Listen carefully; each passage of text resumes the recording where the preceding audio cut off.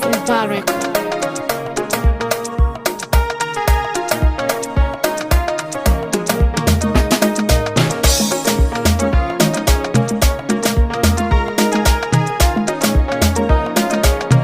Kai mai gida dan Allah canza kaya, shigan nan ba dai dan kace ba, kamar kai dan Allah ka ganka mai gadi ma ya fi ka gayo.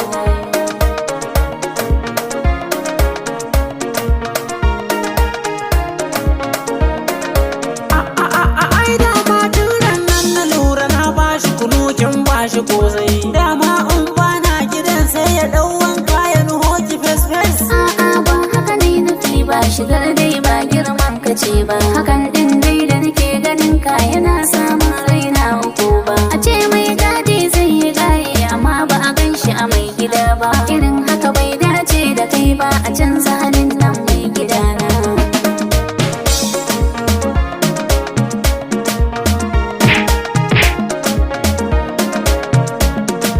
Kai zo nan dan kwal uban nan da kanka kamar wada a baibe. Dama har gayu kake dan ka burge matata da safe. Kin ga shaddan nan ta kai 7,000 na mata guga ma da safe.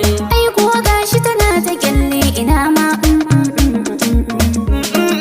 Me garinku batun ma sai an saka yashi. To yau din nan zan fara gayu dan na ga ido bai san kashi ba.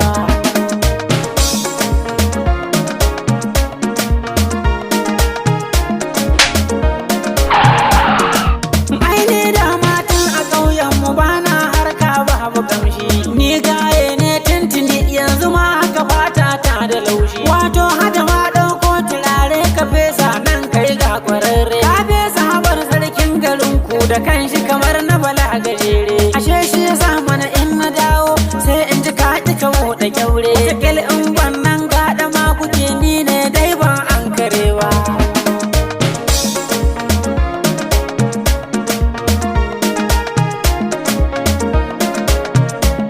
Lalle ko yau zan fara shinge kar gurgu ya iso gyaɗata.